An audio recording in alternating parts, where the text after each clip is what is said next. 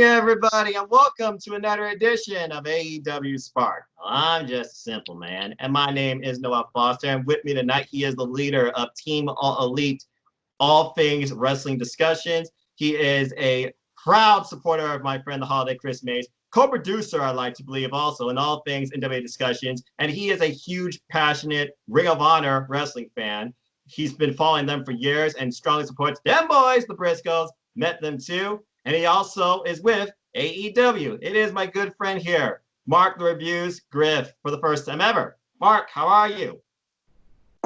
I'm doing good, and I'm excited, man. I'm glad to finally make it on Spark. I've been following the show since you've been doing it, man, and I've seen every single episode. So I'm looking forward to, throwing out my opinions and my comments. They might not always... Let's put it like this. Sometimes my opinions seem to go against the grain a little bit, so we'll see how it goes. And I also have an announcement on a certain promo tournament that Team All Elite is running that we're doing with 3 judges, and I'll explain everything at the end of the video. So interesting, almost kind of like a gut check thing or circle squared type idea. I like that. And as always, folks, this forum is unscripted, it's unrestricted, no pun intended, no copyright infringement. And I welcome my guests to be honest with their opinions, and I like to bounce off there because again, all this is a discussion of fans of All Elite Wrestling. Because in the end of the day, we just want what's best for us as fans in the wrestling business. We don't know what's best for it, but we all have a different taste. And that's what this forum's all about, is I like to bring in the fans, to bring in their insights and thoughts. With that being said, let's get right into it because there's a lot to figure about this week, but we'll get through our quickest segment because as always with AEW Spark, I like to first set some light on Dark. And this was definitely the shortest AEW Dark showcase to date, with only one match, but I feel it was a good 10, 12-minute match between the ass man, Billy, drop the name Gunn, with his son, though, Austin Gunn of the Gunn Club, versus the chairman, Shawn Spears. What's ironic is commentary led by Tony Schiavone and Cody. It all discussed events that already happened after last week's Dynamite that we will discuss. So this tells me right here that this was already recorded somewhat after last week's Dynamite. But anyway, Shawn Spears, of course, coming off a loss after a tremendous match we'll talk about shortly. He really, I felt, needed to really bounce back here against Billy here. And there are some subtle teases of Billy's past and also an awkward fall angle and more timeouts I think you could call it than in a football game, but don't at me on that. But overall, I thought it was a pretty good match. And in the end, after a hard-fought battle, C4 did give the chairman the win. So, Mark, I go to you on this. What was your thoughts on this match? And currently, Shawn Spears' singles run. He does not have the strongest record. No, he doesn't. And I actually was rather intrigued about this matchup, and let me tell you why. Billy Gunn has been doing, he's been wrestling for a long time, obviously. It's hard to believe that that's the same guy that wore the cowboy hat, who had the cowboy boots on, who teamed with Bart Gunn as the Smoking Guns. It's hard to believe he's been doing it for that long, and to be in that type of shape, oh my God, did you see him tonight? Like, honestly, he's probably arguably in the best shape of his life. So for him to put over Shawn Spears was a big accomplishment for him. You know what I mean? It might not seem big to some, but hey, that's a big match for him. And he's probably going to replay that and show his kids, and his kids is going to show his grandkids. He beat Billy Gunn. He's not just a jobber or just a member of DX, man. He's done a lot in this business, man. So I was really intrigued from the door and watching the matchup. It went back and forth. And we predict on these matchups, and this was actually one of the harder ones to predict than the past couple weeks, because it seems like the last few weeks have just been, like the AEW superstars versus like an up and coming talent. But this match here, we talked about it before the show, like it really had me. I didn't know which way to go because I didn't know what story they were telling. But overall, I thought it was a good match.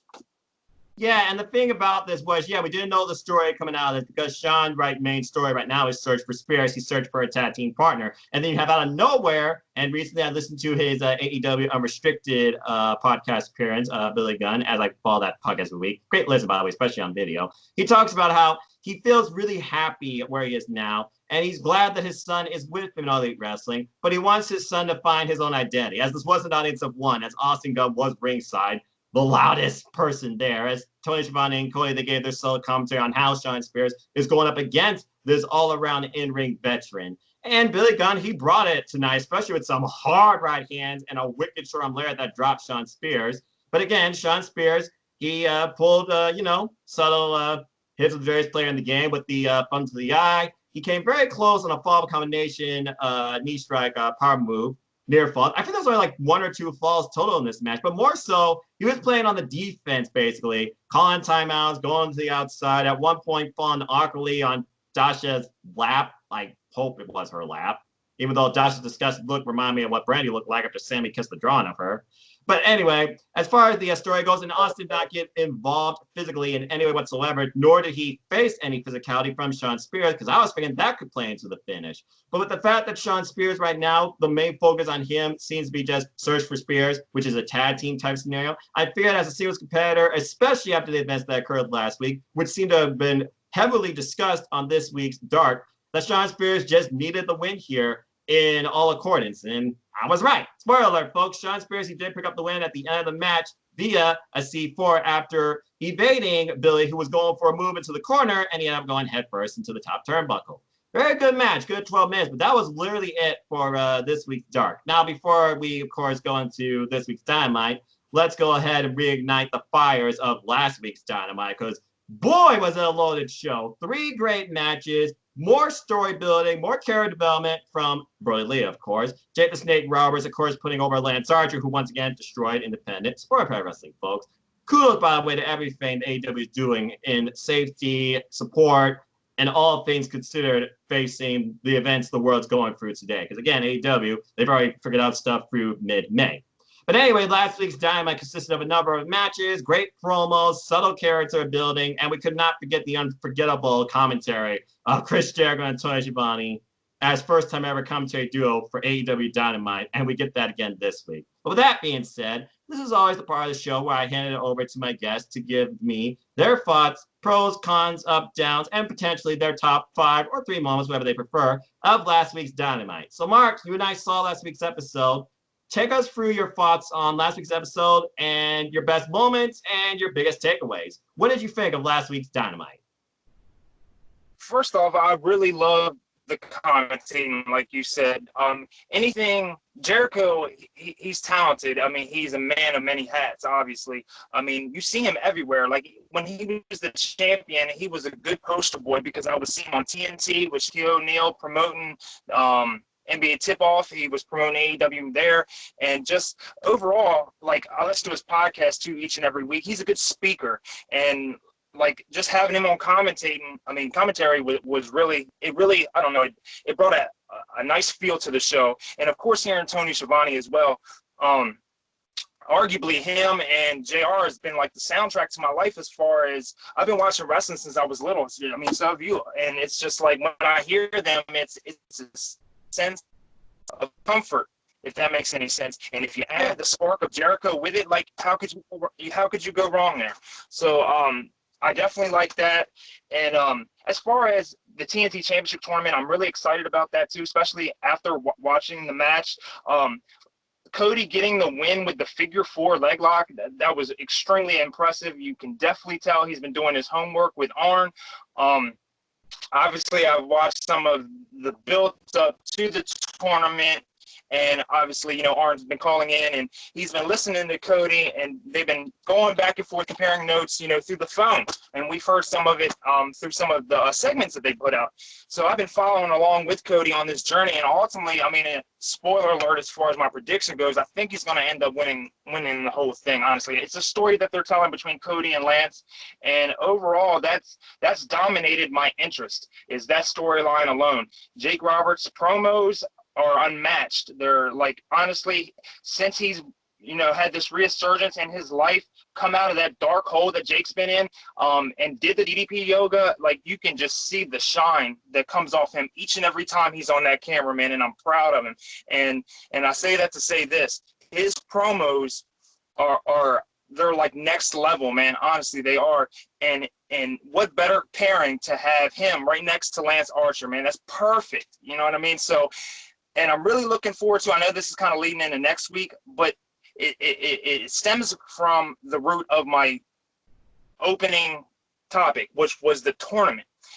And I've been following Lance for a while in New Japan, and he's got the match coming up with Colt, and Colt's been in New Japan himself for about 15 or so years. So there's a lot of history there too. So that just plays along with the story that they're telling, man. And I know you said like a top 3 or as moments go, but like I said, that has dominated my interest as far as that storyline goes, and I'm really looking forward to it. So nice. So yeah, just to give you a bit of a briefer there, because I know people are like, you're just gonna let this guy give you a pontification and not like interject. Look, I like to let the fans talk, okay, and then I can just some of my faults out once. But if y'all want like a visual breakdown by breakdown, I'll do that too. So he's talking about the focus of the Teens Championship Tournament, the build, the story, the competitors within. Completely agree. It looks like Lance Archer and Jake the Snake Roberts. It is definitely a unique pairing as you got one of the greatest minds in the wrestling business with one of the most dangerous people in wrestling today, as Chris Jericho suddenly put over. You see what happened to poor Marco last week, okay? You step in the ring with Lance Archer, and it is done, as Jericho suddenly put. Jericho, of course, stumbling over his words too, definitely finding his comfort zone as a commentator. But again, putting over the fact he's this type of character in AEW. He doesn't like these people, but he enjoys the action, and he does endorse the future, as also The Rock does, which is freaking awesome. But yeah, and also going back to the whole story of the Teens Championship Tournament, as you put over, as they did the Road to this week, yes, it was talking about how Arn Anderson was very impressed with the way Cody did pick up the win against Shawn Spears with the fear for a leg lock. Not via submission, I might add, but the fact he was paralyzed so much pain, Aubrey had no choice but to count Shawn Spears' shoulders to the mat because Shawn could not lift his shoulders. A very unique way to win with what really people call virtually a submission hold. But no, he wanted the pinfall, and it definitely showed how deep Cody has been digging in his game and really feels he needs to win this and wants to win this, even though he doesn't use the word want. And Arn Anderson talking about how the next match going forward between Darby and Sammy soon to come, and who Cody might be facing out of those two that he has history with, and their man is Sammy. I think it's a nice little storyline change too, because now that puts in place, okay, so where does that put Darby? You're just going to be like, Darby's too dangerous, or are you looking past Darby? You think Darby's going to lose here? And then, of course, as you put over, as they also put over in the Road to, Lance Archer versus Colt Cabana, which we'll talk about shortly. They talked about both these men's history, but Colt Cabana also talked about, yeah, I like to have fun, but I'm also a really good wrestler, and I'm here to prove a point and prove something. The audience has come to accept me in AEW, so now I need to show myself why the audience does accept me and continue to show that. So he really does want this win and feel that he needs this. Yes, he likes having fun sometimes, but against Lance Archer, he's going to take this as serious as he can because Lance Archer is no joke. So yeah, going off so far, everything coming along with the AEW TNT tournament. I think those are nice thoughts. Let's go ahead and shift gears a little bit. Let's talk about the role model of the night in Britt Baker and the incredible match, because this was my match of the night, between Hikaru Shida and Britt Baker last week. When that shot to the nose caused Britt to bleed like a sieve, it unleashed a side of Britt Baker I have yet to see. And ever since Britt started this whole solo heel row, that's led by, of course, her career, that she's a dentist, I feel like she's really come along in both promo game and in-ring style at AEW. This was her best AEW match to date, though, with the subtle storytelling of fear, confidence, cockiness. I'm going to beat you. I'm the role model. I deserve to be number one against the number one ranked Carlos Shida. At one point, trying to put in the mandible claw, but practicing safety, asked for the ref's glove, and I think the time that it took her to put on the ref's glove cost her not to put in that submission hold. Because if she did, I bet you she would have beat Shida. I still think, by the way, she has Shida's stick, but I'm just saying. But anyway, Mark, take me through your thoughts on Britt Baker's performance last week. What did you think of it?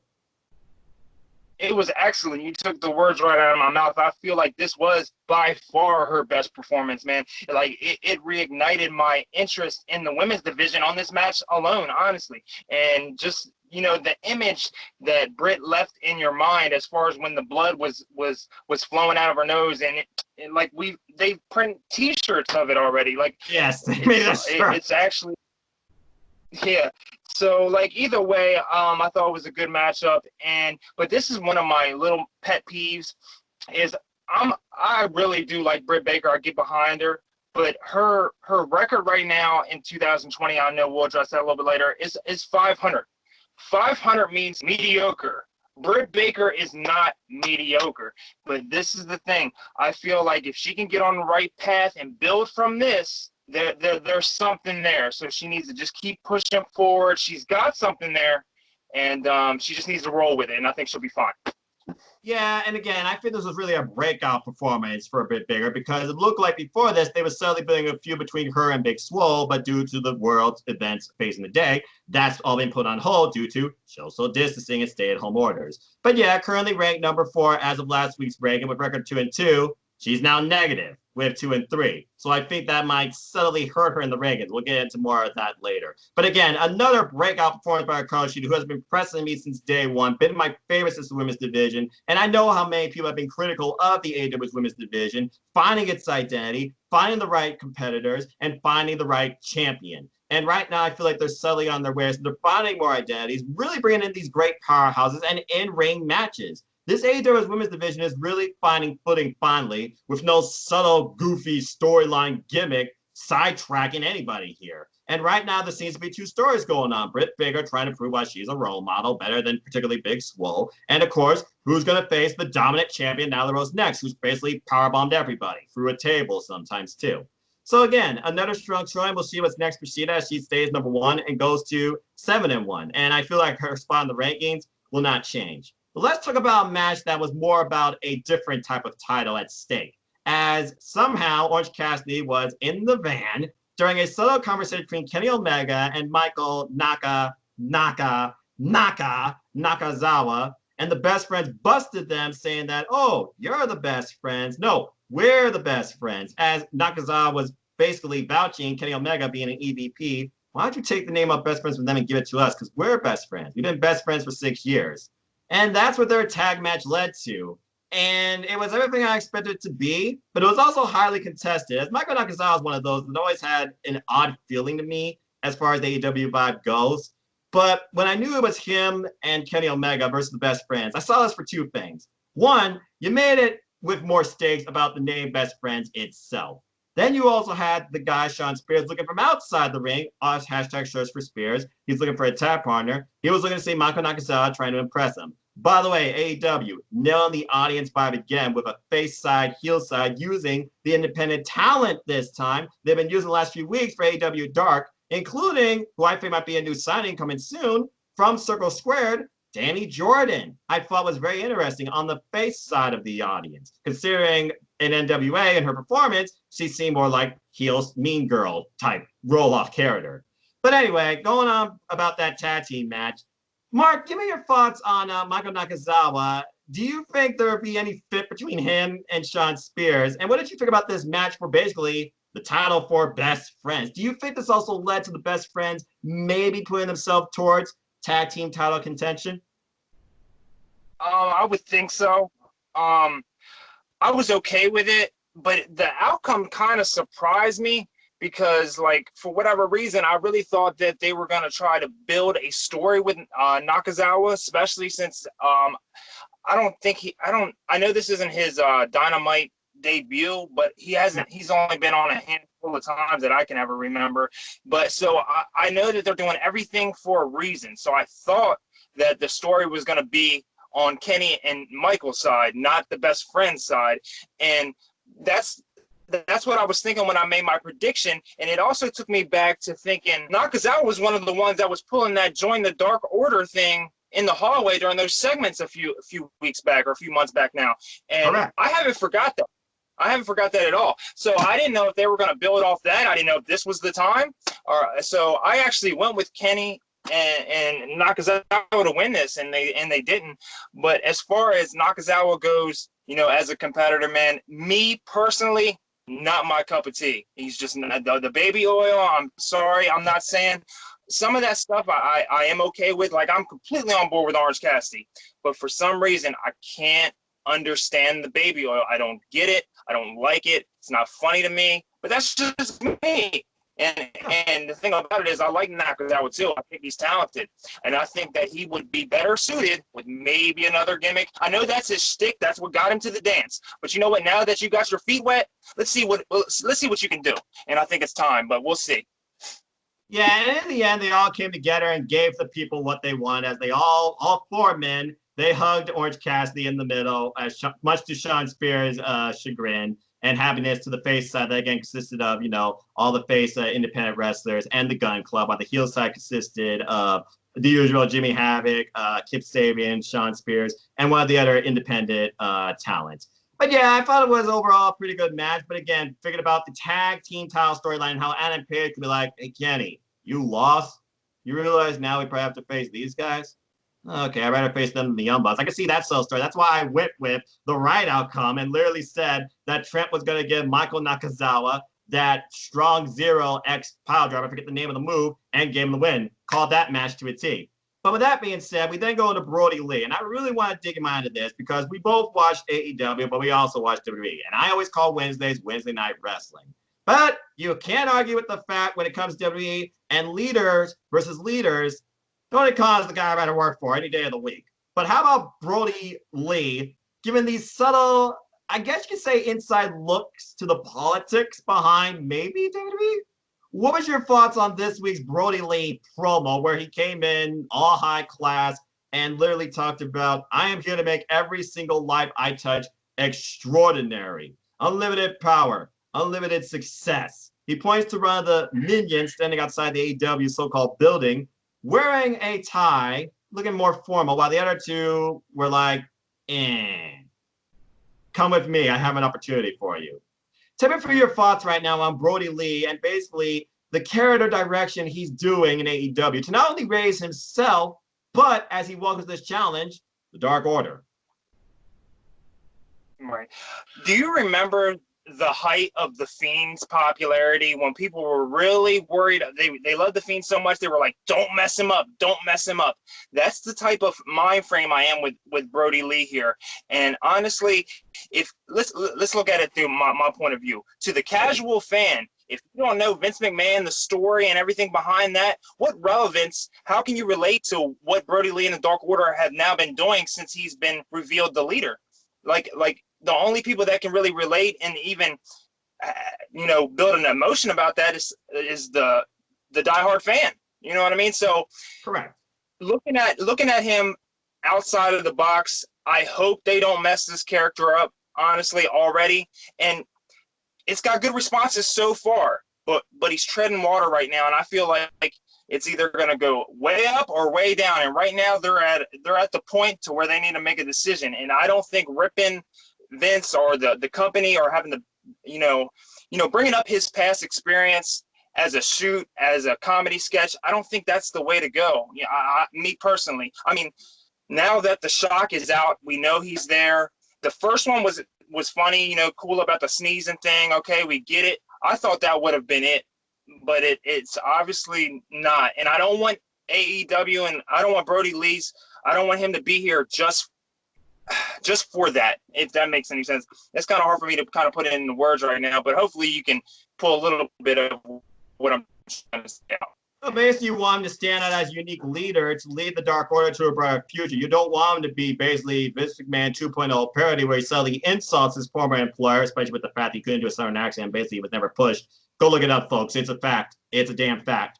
But you also want to see what he brings different to this company and defines the identity of the Dark Order. Right now, he is leading by example, though, at least in the ring. As once again, he was in action with another dominant performance over independent wrestling star Lee Johnson. Dropped him with Sister Abigail set up into a wicked spinning discus lariat. Not clothesline, lariat, based on the impact. As Jericho subtly put over, again on commentary. Again, Jericho on fire tonight. Short work of Lee Johnson as the Minions probably looked on. We have yet to see the Minions probably looking on like from a TV, seeing like, this is what you should be doing. Follow my example. I am demonstrating what you need to be. But again, as far as Brody Lee goes, I would like to see now maybe a different number, maybe 7 or 10 or 6. Maybe try and prove something to Brody Lee again in a tag team match or even a singles match. And if they fail, Brody Lee will leave out maybe doing something different. Maybe he'll actually do a promo versus like dropping like one of them per se. But clearly, I feel like this has to be going somewhere because if you look at the rankings still, who's at the top of the rankings? The Dark Order. And the only ones we have yet to see so far involved with any of these Brody Lee vignettes, as Brody Lee's pushing the minions of the Dark Order, it seems. It's like if Brody Lee is your leader, then Stu Grace and Evil Uno are like your vice presidents, basically, or like your marketing manager, or like your enforcer. It's almost like a cabinet, like a presidential type thing. So again, we have to see where this subtly goes, but I do agree the whole taking a tease at your former employer, it needs to change in some way. Speaking of change, let's talk about what really changed the show's momentum. As Chris Jericho, basically, he last week insulted the Elite. He last week tried to basically recruit Vanguard 1. And this, of course, caught the eye of one Matt Hardy. As we now go into All the Elite Wrestling, as Matt Hardy welcomes us to the Hardy compound for those that have never seen it before. And basically he says, you have insulted my brothers in the Elite. I know the circle that is eternal thinks they are going to take over All Elite Wrestling, but I cannot and will not allow that to happen.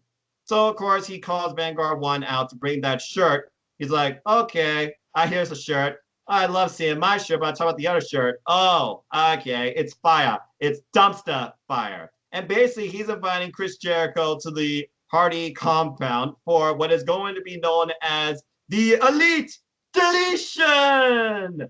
So I can only imagine with the amount of creativity that is behind both Chris Jericho and Matt Hardy, what we're going to get out of this. And Chris Jericho, by the way, has yet to fully accept this.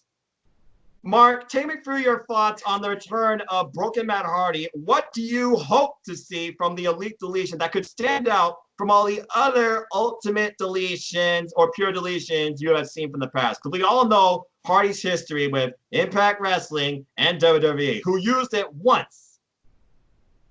I tell you what, I'm really intrigued on seeing what he pulls off here, especially with Jericho. And this is the thing, I never really kept up on Impact that much, so I haven't seen any of his work from Impact. So I have seen, some of the stuff that like cinematic stuff that he's done with WWE, but since we've recently seen some cinematic stuff here, with WrestleMania here, I think the bar has been raised that much further. So if they're going that route, and this could be a movie, like honestly, it could be excellent. And I'm really looking forward to it. And I don't really know a lot about, Matt Hardy's broken character, but I'm on board. And either way, I'm looking forward to it. So we'll see what happens. All right.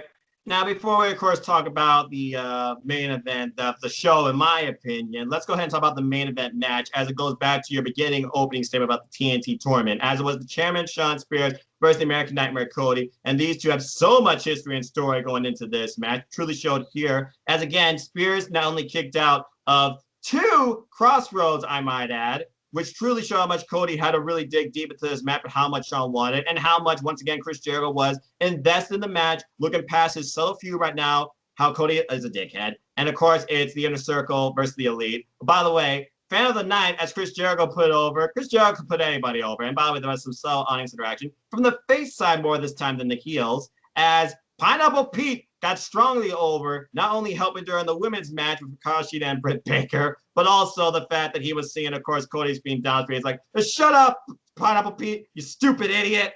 He's like, get him out of here. I was just laughing so much, and now that's a freaking shirt. It would not surprise me if Pineapple Pete becomes All Elite. Of course, he's going to face Sammy Guevara. We'll get more into that later. But anyway, yeah, Spears put out everything he could here, including a freaking backdrop into a table for a near fall. But again, after the 2 Crossroads, it looked like Spears had it, but Cody, he dug down deeper and went back into really old school wrestling with the figure 4 leg lock and pinned Spears' shoulders to the mat for the win here. Not submission, but pinned him via submission.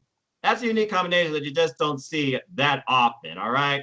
And again, Spears, he tried for the C4, but Cody countered it, and that's when the 2 Crossroads hit. And you really think if that C4 would have hit, that would have been it, because we have yet to see Cody kick out of the C4. And so far, the C4, including on Dark Tonight, has been the most effective arsenal tool for Shawn Spears. It gives him the win every time. Now, we talked about, of course, TNT Tour, but let's just talk about the context of this match, how it was built, how it was tailored, how it was told. What was your overall thoughts on Shawn Spears versus Cody?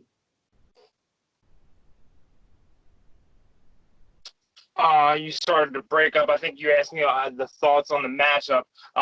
So I'll roll with that. I love Skype, multi-billion-dollar product.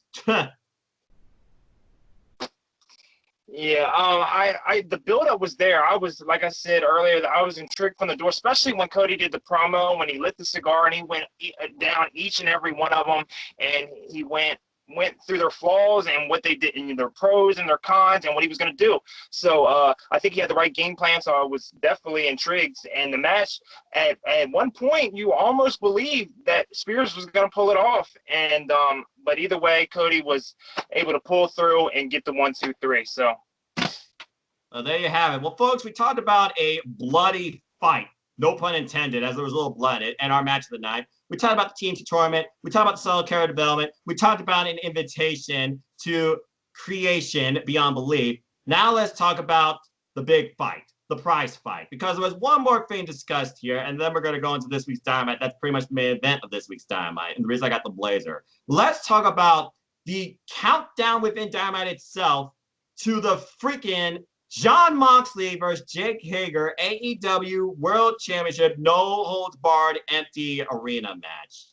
Wow, the way that they build this. Talking about how Jake Hager and his family, and apparently his wife, who's heavily physically involved, I had no idea. They are a family of winners, so if Hager doesn't come home a winner, he's going to be sleeping on the couch. And then, of course, you have Jon Moxley, who's basically saying, me and Jake Hager are not in the business of putting smiles on people's faces. This is a fight. This is going to be ugly. This is going to be violent. Hager saying, I'm a prize fighter. Not Kevin Owens, different type of prize fighter, okay? I don't want to be champion for the love of the sport. I want to be champion because it pays more. So, just from this video package, the hype's there. But Mark, I got to ask you, from this video package, who do you see going into this more confidence? That's a good question. More confident? I would definitely have to say more confident, probably Moxley, man, because this is the thing. He's one of the toughest SOBs on the planet. That's just what it is. And Jake Hager, yes, he's an MMA fighter. He does have the experience. Right now, his record is, I think, 2-0.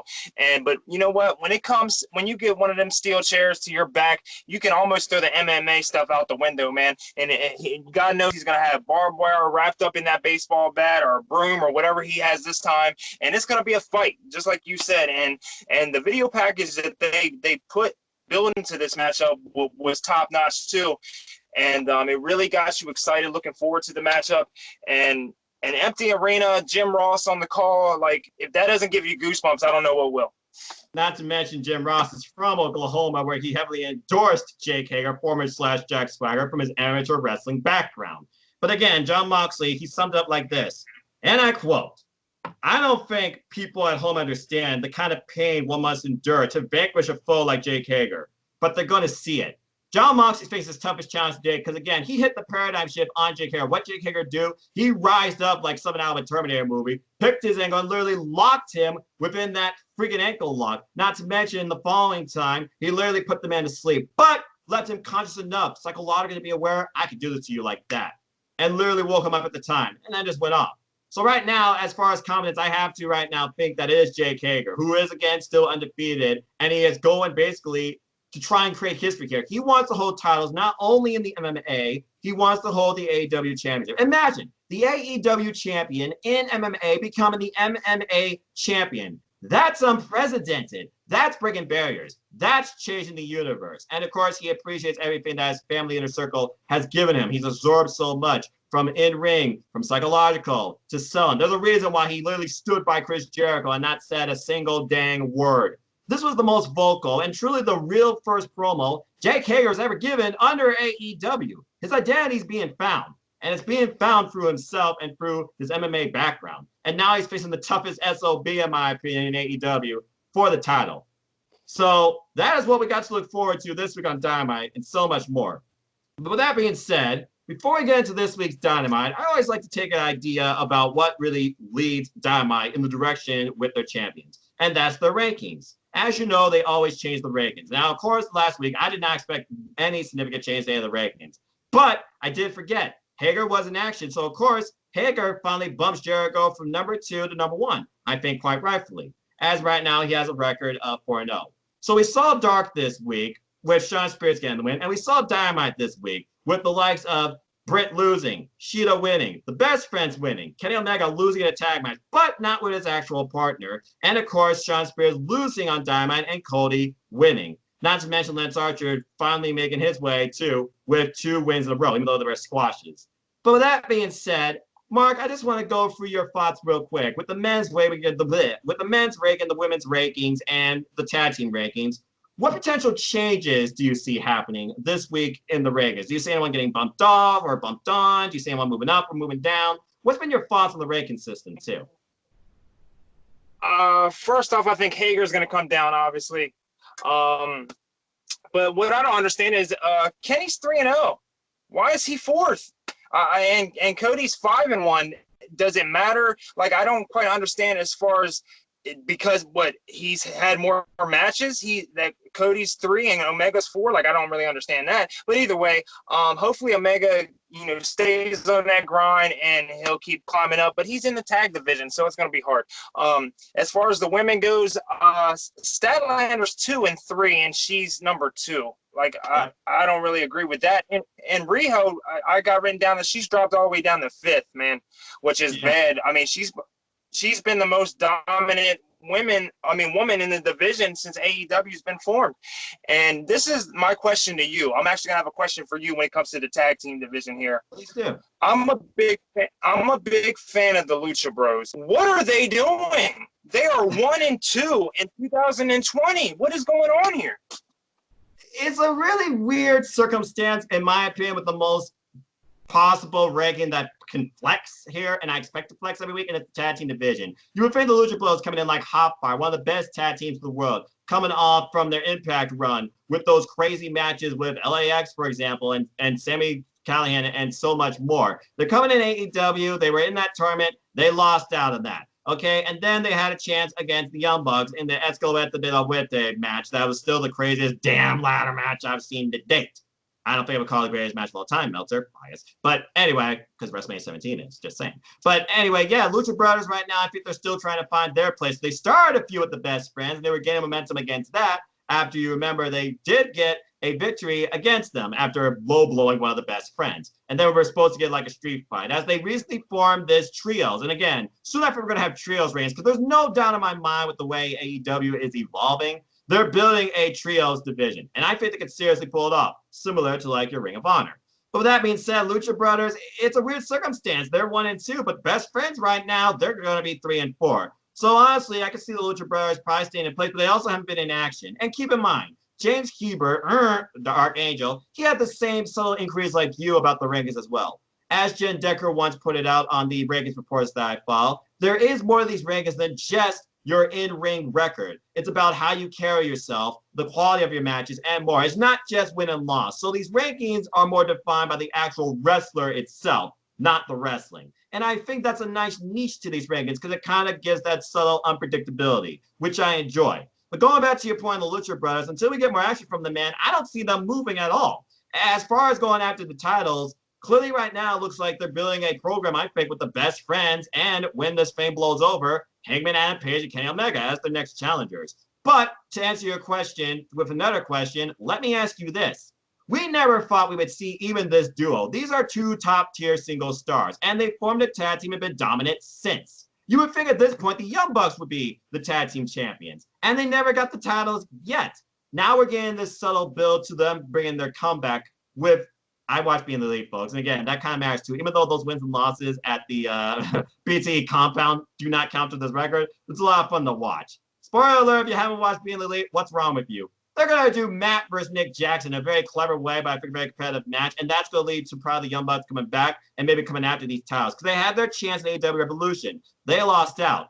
So I'm just going to simply ask you this. I know the Dark Order is number 1. So theoretically, you would think the number 1 is next in line to go after the titles. Until I see Brody Lee actually do something to inspire or reshape Evil Uno and Stu Grayson, I just don't see the Dark Order becoming tag team champions. Simple as that. Young Bucks already had the opportunity, and SCU were the inaugural champs. And right now, their record's not that strong either. The tag team rankings are very wide and open, with as many tag teams as 10 in this company, and you only see 5 of them in this. So I'm just going to ask you this.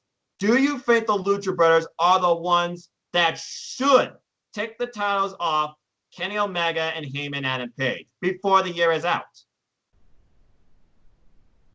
If not Lucha Bros, the Best Friends. And this is the thing. The reason why I say the Best Friends is because I feel like their peak of their popularity will be in AEW. And I know that the AEW is not responsible for the best friends because they teamed before this, but most people got their notoriety from AEW. So it could be looked at as a creation of sort. So if you're going to put the belts on somebody, why not the best friends? But as far as the most talented and who they should, I think they should definitely put the belts on Lucha Bros, and I think they could definitely be the ones that could take the belt off me and Hangman Page. But this is we're talking all these tag teams, and not once have we mentioned Proud and Powerful. And where do they fit in?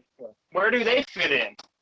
Yeah, and again, that's the thing. Only 5 can fit in. And again, right now with the events we are facing, it's going to be more heavy, I feel, based on who actually is able to compete. So right now, the rankings is a mixed bag. Because again, you have a lot of tag teams that aren't on this list. Private Party, Proud and Powerful, two that have been heavily behind. The Hybrid 2, who finally got a win this year. Jeez, you two. Took you this daggone long, but I digress. And of course, the Wrestling Express, who's probably the most popular and probably the heaviest merch sellers. And then you have Butcher and Blade with Allie. Hey, Allie. And of course, those MJFs like Hired Guns, too. But again, right now, they're working with limited availability and capabilities because of the events the world's facing today. We can only hope when the world becomes more normal, we'll see more flexing in the rankings.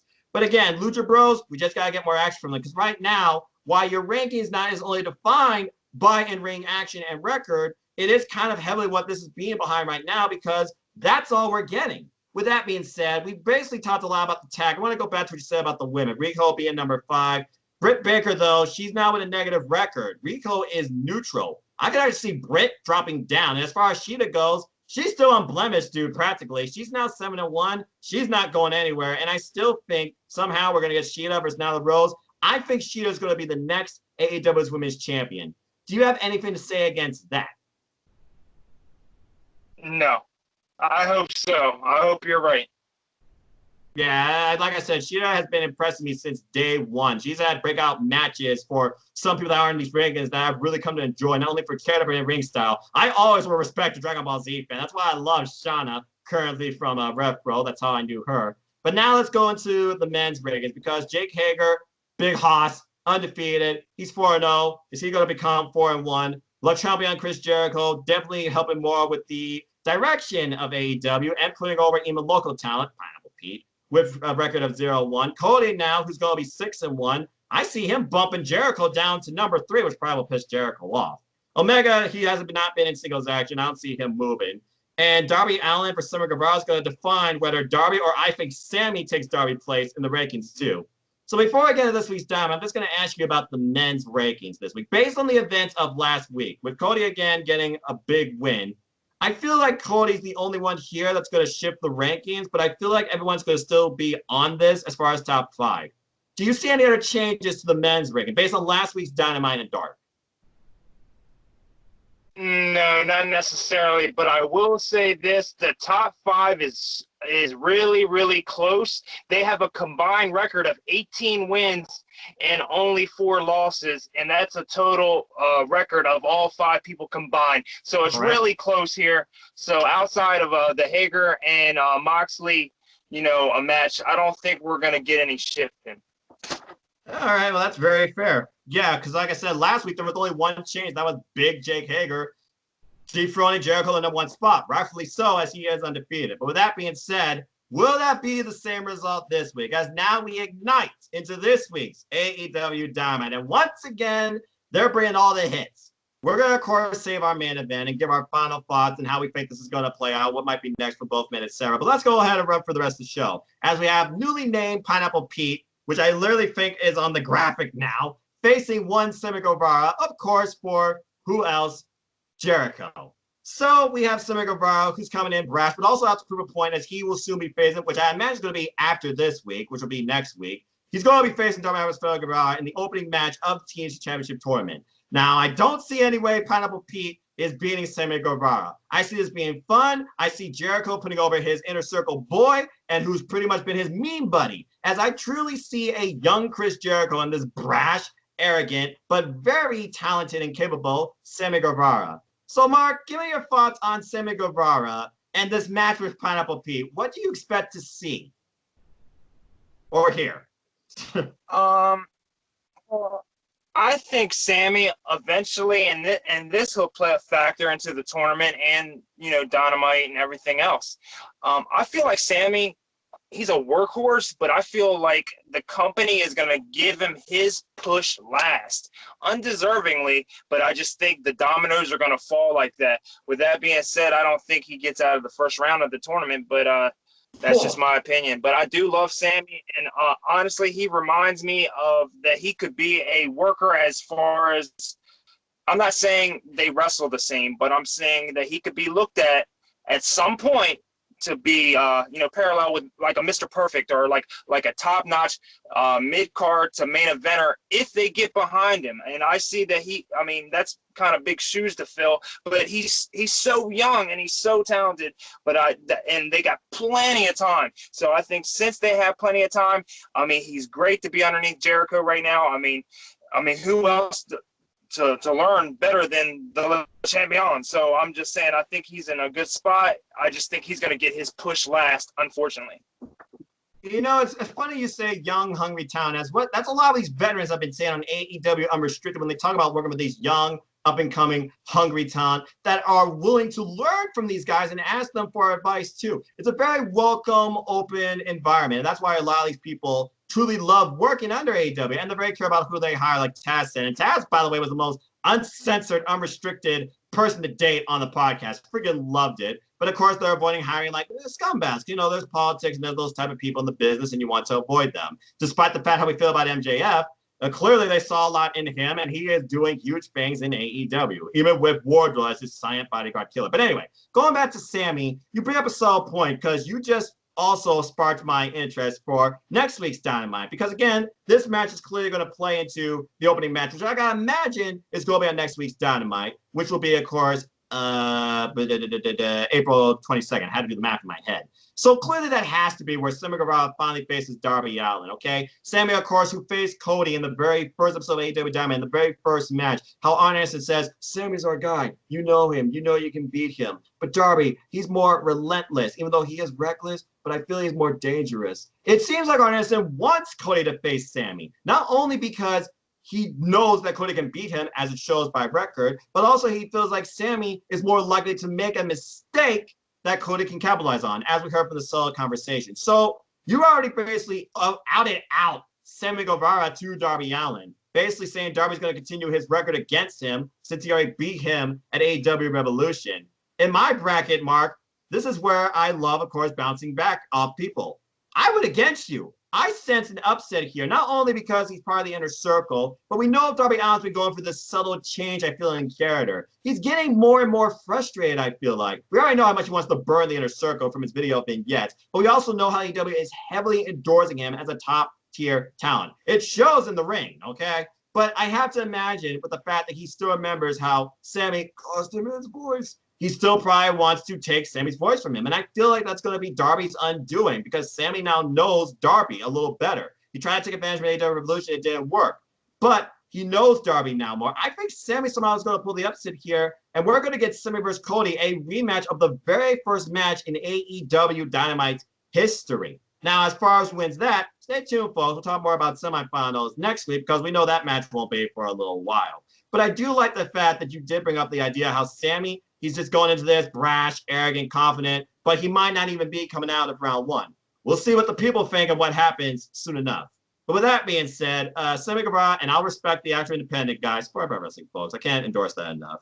His actual name, folks, is, let me get my notes out here, Sugar D, and yes, I'm looking at my phone. So Sugar D, I'm sure, is going to have another fun performance, but I don't see him beating Sammy Guevara. Simple as that. Then we got a unique first-time showcase of singles. Chuck Taylor has always been one of those to be unstable to me, okay? No pun intended. Before the Best Friends came into AEW, I thought they were on the verge of exploding on each other in New Japan Pro Wrestling. But again, like you said, AEW, they basically have capitalized on this Best Friends thing, with Orange Cassidy being really the guy that brought it together, and is keeping it together in my opinion. And they're a top-tier favorite team, and Mert probably, in AEW. But we've already seen how much they pushed Trent so far as a singles competitor. He's had incredible matches as a singles guy, including beating, I believe, one half of the Lucha Brothers, if I remember correctly. Nearly beating the Cleaner, too, and Kenny Omega to the near 20-minute time limit in a Dynamite just 2 weeks ago. And that was incredible. But now we see what his partner can do. The unstable one, the more emotionally driven one, in my opinion, Chuck or Chucky or Chuck Taylor, whatever the hell you want to call him. Here they just call him Chuck Taylor. He's facing young, brash, up-and-comer from the UK, Jimmy Havoc's fellow British boy, and recently engaged to the super bad girl now, Penelope Ford. Congratulations to them. Kip Sabian. Kip Sabian, of course, he's coming in with a pretty good record as well. He's been in the ring, of course, with Cody too. But I really wonder what this match can bring. Because really, Kip Sabian, he's a guy on his own. We've seen him tag team with people like Sammy Guevara, among others. But he and Penelope Ford are like their own duo, really looking out for each other. And I feel like building one another. Penelope Ford finally getting some good in-ring action and showing with the women in the women's division. They're finally trying, I feel like, to showcase her. And Kip Sabian, he's got a pretty good record so far this year, but he's not. But he also is involved in the tournament too. Now, you talked about somebody you feel like not coming out of round one, and I was against you there. You know as well as I do after this match, Kip Sabian has the natural Dustin Rhodes ahead of him. It would not surprise me, by the way, if both those matches were next week. So with that being said, Mark, what is your thoughts on Chuck Taylor versus Kip Sabian? And what do you see this leading into psychologically and possibly overall between Kip Sabian and Dustin Rhodes? Does this help him? Does this hinder him? Is Kip making it past the natural? I think they got to let Kip win here. I think they're going to keep him strong because obviously he's got the match with Dustin coming up, and they don't want it to look like it's going to be one-sided, even though they're obviously painting a story here. Mm-hmm. And Kip Sabian beating Dustin kind of threw the wrench into things. I think they're going to let Kip win this, obviously, and I feel like it'll be more believable when the tournament match comes, and it will, suspend your disbelief a little bit on who's going to win, either Dustin or Kip.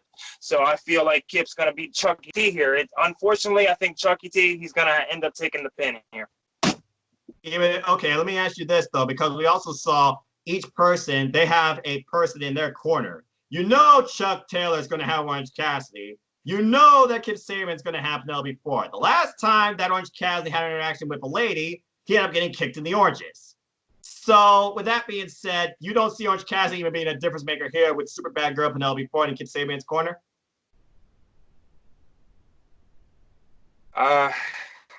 You started to break out, but as far as the outside, I think I am a big Ford fan, Penelope Ford fan, so I think she's going to end up playing a role too. With Orange Cassidy out there, you never know what you're going to get with him. He's definitely going to put his 2 cents into it. Will that be enough, for Chucky to get the win? Could it be a distraction long enough for Chucky to get the win? We'll see, but I'm picking Kip on this one. Yeah, and I completely agree because, again, I feel like if nothing else, Penelope Ford will be the difference maker because Ford has been involved in Kip's matches, not necessarily in the outcome at the end where he wins with this unique octopus-type ground submission, almost like a ground cobra.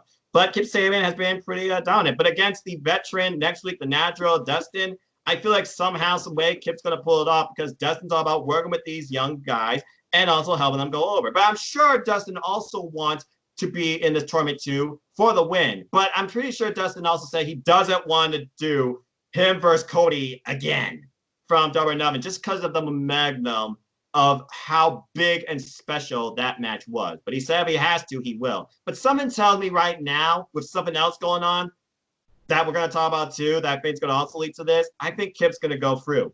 With that being said, there's also going to be a couple of in-action matches. So you got to imagine it's going to be local town or the lower tier of AEW. Now, since I don't think Leva Bates is going to be there, I'm pretty sure Britt Baker is going to face an independent wrestler. Now, considering that Anna Jay was on the heel side, it probably won't be her. It would not surprise me if Britt Baker, and I hope her nose wire recovered, and I bet she's still pissed about that, she's probably going to face maybe Danny Jordan, who, in my opinion, is probably the only other capable woman right now that's actually there to face Britt Baker, maybe. With that being said, I sense it's just going to be simple squash. And Britt trying to make a statement. I'm a role model. Sheeta played dirty. I deserve maybe a rematch with Sheeta, which I wouldn't mind seeing. But that's all I think about that. And then, of course, the chairman, Shawn Spears.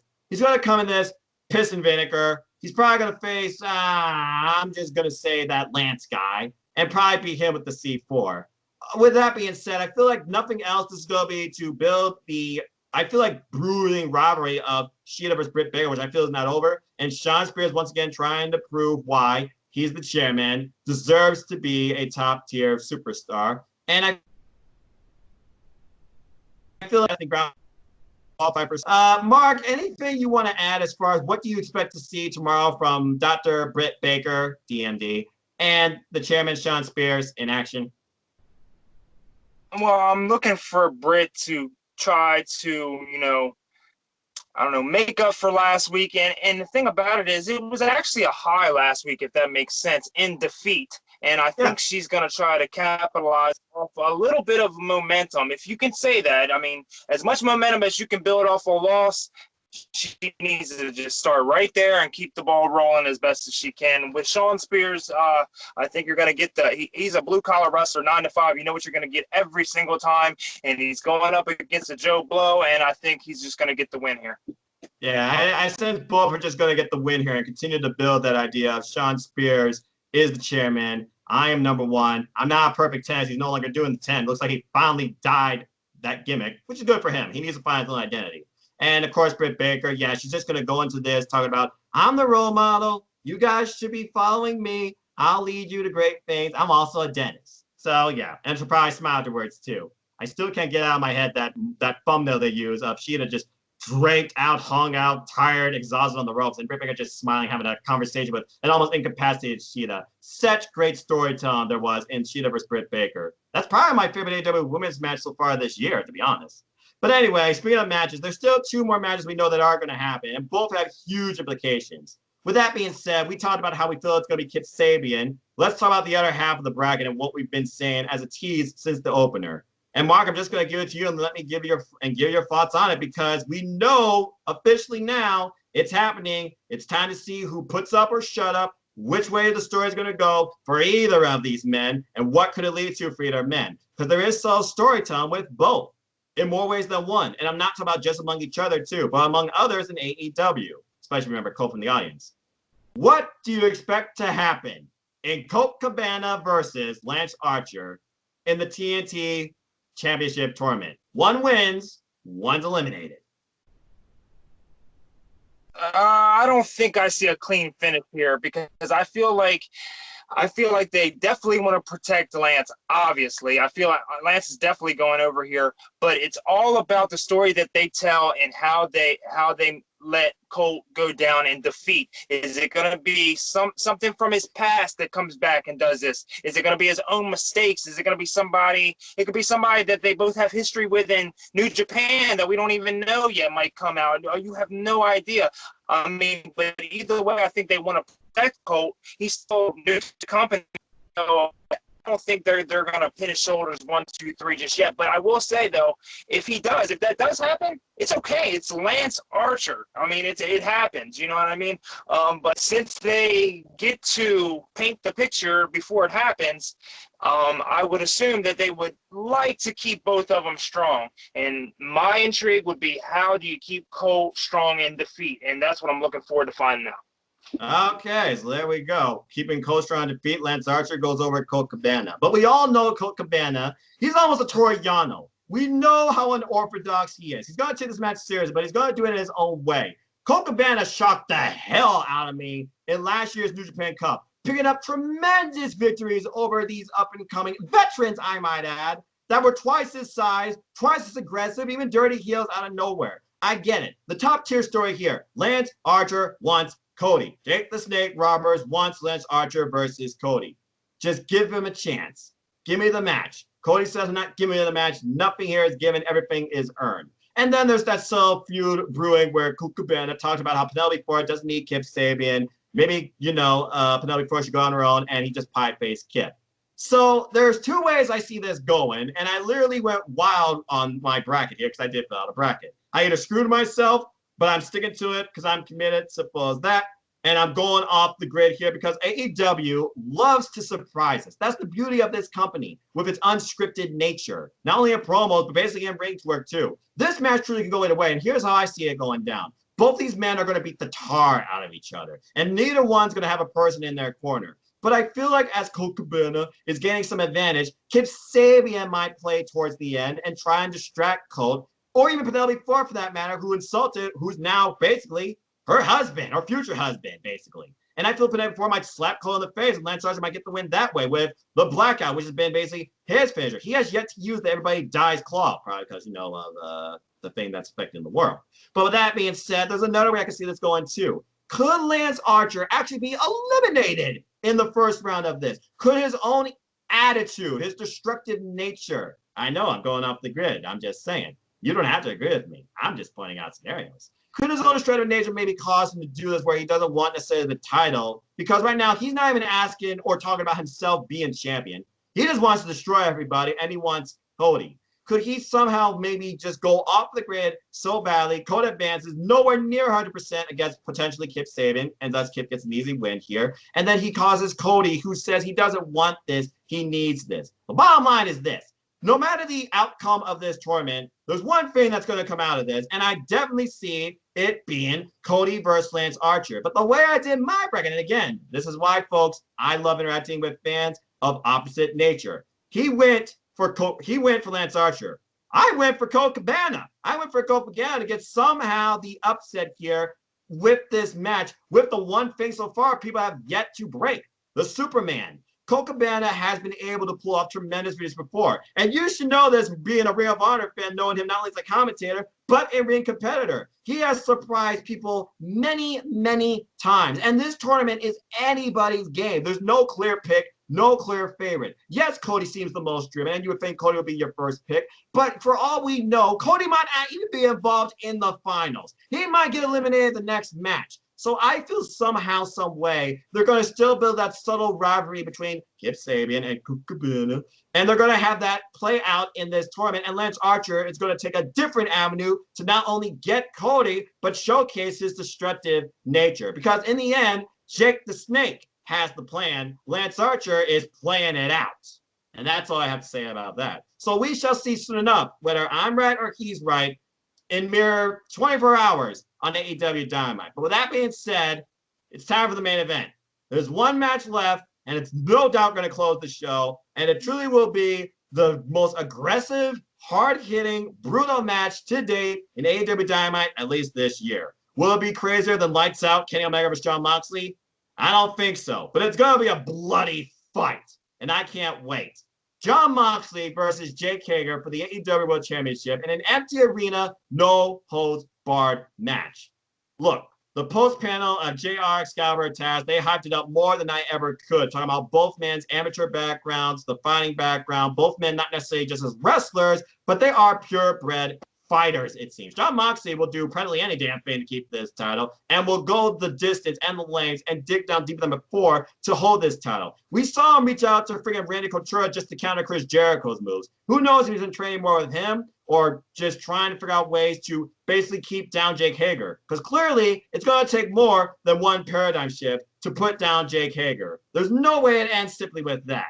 But also, can Jon Moxley beat Jake Hager? Maybe his own game. Can Jon Moxley beat Jake Hager via submission? How will Jake Hager approach this match also? Is he just going to go in hot fire, trying to brawl with Jon Moxley, trying to ground him, bring his MMA background more than his amateur wrestling background? What's going to be the approach to this? What sort of carnage is going to be involved outside the ring? In empty arena, you got steel, you got concrete, you know you're going to have chairs, and who knows what else might be on the ring. Like you said, barbed wire, chain, we don't know what might happen. With that being said, Mark, take me through your thoughts on this match, the outcome, and what will be next, you think, for both men in victory and or defeat. I definitely see Mox going over here, and it's definitely going to be a war. It's definitely going to go up there with some of the other famous empty arena matches. Of course, I know you've seen the one with The Rock and the Mankind. I feel like that vibe. Yeah, I feel like that's what we're going to get. We're going to get something that we're going to be talking about 5-10 years from now. I was actually at Full Gear and was able to see Jon Moxley versus Kenny Omega have the lights out match, and having Moxley in that mode and is just intimidating in itself. And if you know the history about Moxley like I do, and seen some of his early days as far as when he was in CZW, when he was using barbed wire, each each and every night. This is the thing. There's nothing that Jake Hager can do to Moxley that Moxley hasn't endured already. As far as I know. So I feel like it's not going to be a pinfall. I feel like somebody's going to get knocked out. Somebody is going to be unresponsive, and I think that someone is going to be Hager. And as far as after the match, I know, but this is the thing. You have to, whether it's something like maybe he takes a long fall down, like similar to how Elias fell off the balcony at the Performance Center. It could be something similar to that. It might take something like that, but something's going to knock that man out. I don't know if they're going to use a forklift. I don't know. It's going to be something crazy to protect Hager, because at the end of the day, he is a true MMA fighter who has to go out and stand out there. I mean, he's not going to take some cheap loss in a scripted bout. Trust me, they have to protect him, but they are not going to put the belt on him just yet. So that's another match. I'm really intrigued on how the finish is going to turn out. As far as the outcome on after the match, Moxley will be good. He'll still be the champion as far as I believe. And Hager, he's dominant. He's one of the best big men AEW has right now. He'll bounce back quick too. So, all right, fair enough. And again, ever since Hager basically powerbombed, incapacitated Jon Moxley the night after he freaking won the world title against Chris Jericho at AEW Revolution, basically this has been Jon Moxley's prime target and real first challenger to his title reign, as we are now entering the unscripted violence era of AEW. Unrestrained, unrestricted, uncontrolled. That's everything Jon Moxley is about, and it all comes into play in this match. You got, again, we're not fighting in a cage. This isn't Bellator MMA, okay? Anything goes, open, empty arena. So yeah, I agree. It has to take something big, but a knockout type finish where literally the ref's like, you can't continue. Ring the bell. Maybe he falls asleep to a submission. Maybe Jon Moxley knocks him out with something brutal. It wouldn't surprise me though if Jake Hager, of course, being under the injury of Chris Jericho, would try and result to something like, I don't know, brass knuckles, for example. Now, if someone survives a brass knuckles shot, then I know these two aren't freaking human. But again, like you also put, we all know Jon Moxley's been through lights out unsanctioned matches with the likes of Kenny Omega, as you saw, lucky, and also Joey Janela. The list goes on and on. This man literally is just willing to throw his body on the line by any means necessary. And I feel like right now he believes this title is his most important thing he has to date. Not only because it represents him as, AEW, but it represents us because he said he did this for us. He wants to be this type of champion. He wants to bring something different. He wants to elevate the game and the style and the identity of AEW. And truth be told, both these men do. But I have to agree with you. I just cannot see this soon in the reign of Jon Moxley, Jake Hager getting the win. But it's going to be one hell of a fight. He's still going to be heavily protected in defeat, and there's no way he's dropping off the rankings. He might get down to number 2, but it really depends on who could take momentum. I mean, the only other person at this point who I feel could beat Jake Hager as far as records go is currently Cody, and that's if he doesn't lose out at some point in the TNT tournament, which I'll talk about at another episode of Spark. But with that being said, Jon Moxley has to go over here. And as far as who's next, Cody cannot challenge the AEW World Championship, courtesy of the stipulation that happened under his match with MJF. And of course, Chris Jericho, and MJF caused that to happen, okay? And of course, he's come up and lost MJF. If anyone's going to challenge Jon Moxley next, after all the things that happen in the world goes over, and I know that Jon Moxley said, Cody, ignore that. You feel that you're great enough to challenge me, come at me. Because again, Jon Moxley will fight any damn buddy. He'll take on an army. He's an army of one against the world. And he doesn't give a damn. Simple as that. But honestly, I gotta imagine right now, coming up next, it's gonna be Jon Moxley versus MJF when this whole thing blows over. And with the heavy enforcer of Wardlow by his side and Hired Gun BBB, that's gonna bring some very interesting storyline matches and impromptu tag matches too, I feel like. But with that being said, I'm just gonna sum up like this. Jon Moxley is gonna retain this belt in an all-out bloody affair. And there will be carnage, and I can't wait. As good old JR will be definitely on point to call this match, and probably a match he's going to be very comfortable in calling and identifying and telling the story of, because he knows both these men very well. I can't wait to see it and hear it. But with that being said, that is everything that's going on in AEW right now as far as Dynamite, Dark, and rankings go. So I think we are done here, unless, Mark, is there any closing thoughts, any particular arguments, or anything else you want to add before we close out tonight's episode? I do want to I'll save the the instructions on the promo tournament to the very end. But as far as the overall, I'm really looking forward to seeing what Proud and Powerful do. Like I said, we were talking about back then. I'm really looking forward to seeing what they do to get back into the tag team division, man. And another thing that I thought of is I know things probably got slowed down with everything that's going on in the world right now, but I'm looking forward to seeing Jericho's Hitman come back. I want to see more Jeff Cobb in AEW, so I'm looking forward to maybe possibly that happening again, because I still ain't forgot that. And I think the Dark Order will get a new member relatively soon. So keep a lookout on anybody doing anything fishy, because the Dark Order are definitely recruiting at a high level right now.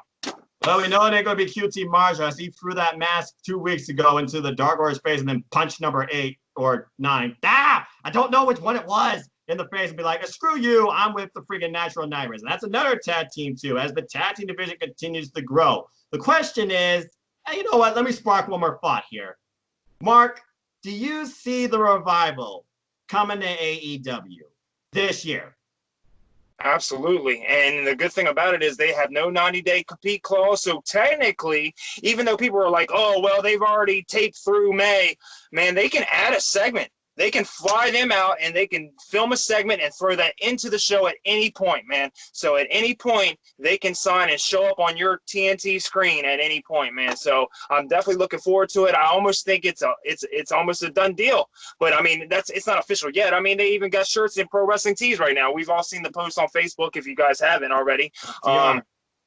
Exactly. They've already switched their names up, and like I think they're good to go, man. And let me tell you, if they could also do a Marty Scurll kind of like swerve too. They could maybe show up on NWA for a few weeks and then ultimately maybe go to AEW, which I think that will, not to open up a can of worms on another conversation, I think that's ultimately what Marty Scurll's doing. I think he's just taking a long detour and wrapping it all up, and we'll see him in AEW as well. And I think that's what could happen here too. So we'll see.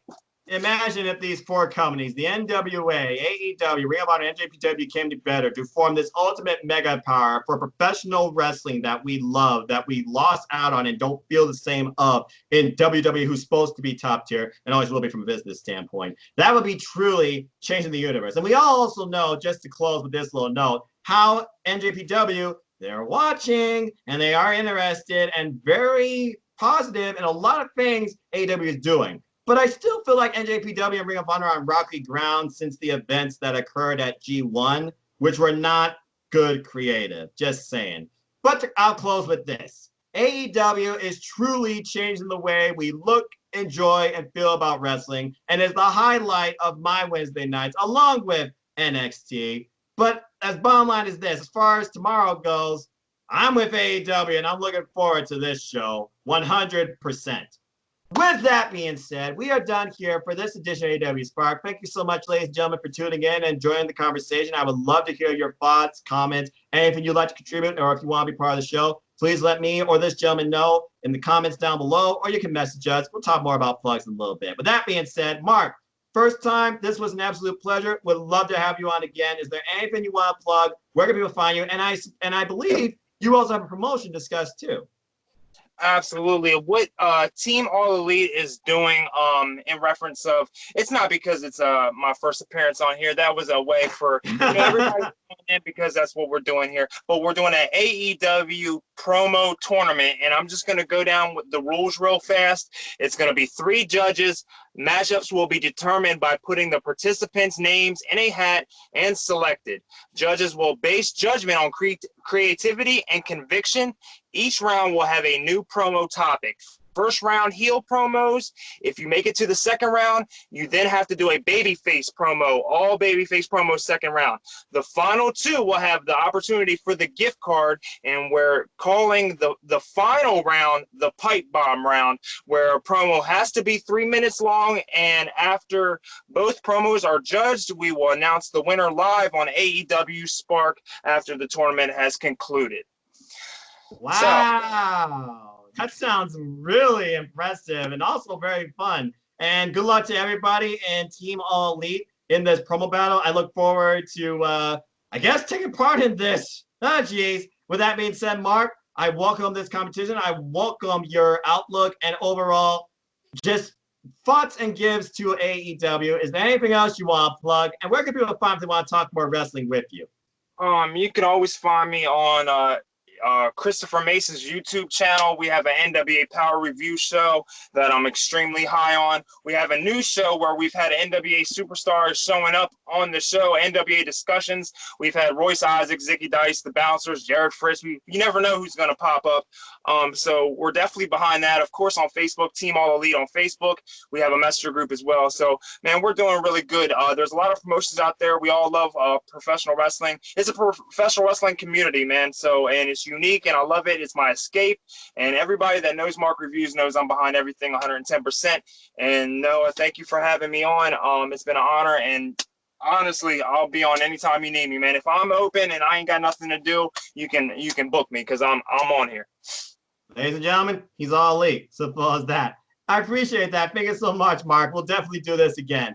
And ladies and gentlemen, if you want to join me here, but also want to know more about me, know this. I'm just a simple man. And if you haven't figured it out by now, I am a lifelong fan of wrestling. So follow me on Twitter, nodq.com/Noah or at nfoster1916. Also, nfoster1916 on Instagram. I'll give you a nice hello, my thoughts, moments on wrestling, shirts in wrestling, because I own like 40 of them. And since being home, it's like I could go through my collection. I mean, I recently bought this off Pro Wrestling Tees because I do enjoy Matt Hardy and, of course, the fact he's broken. Delete! But I digress. And also, you can follow my simple YouTube channel here, all things wrestling, predictions, rants, reviews, discussions, takeaways, previews, and more. It's all things wrestling. At the heart of it, my series has tattoo for that matters, and this series, Aewspark.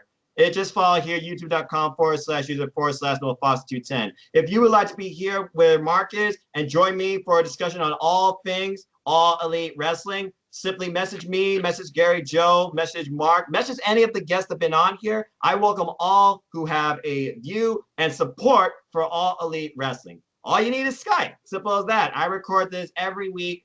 This is a consistent, fun forum, Tuesday nights, and I accommodate for your time anytime after 8 p.m. Eastern Standard Time. So stay tuned next week. I'll be back with the bearded genius and the leader of Pro Wrestling Discussions. And please follow that Facebook group, folks, for great friends and discussions in all things wrestling as well. Gary Joe, as we'll discuss the outcomes of this week's Dynamite, next week Dark, and who knows what else based on what might pop up in the community or in our minds or just in conversation. And as always, I like to close. Of course, support No DQ because of the reason I'm doing this. Follow our social media platforms, buy merch, simple as that.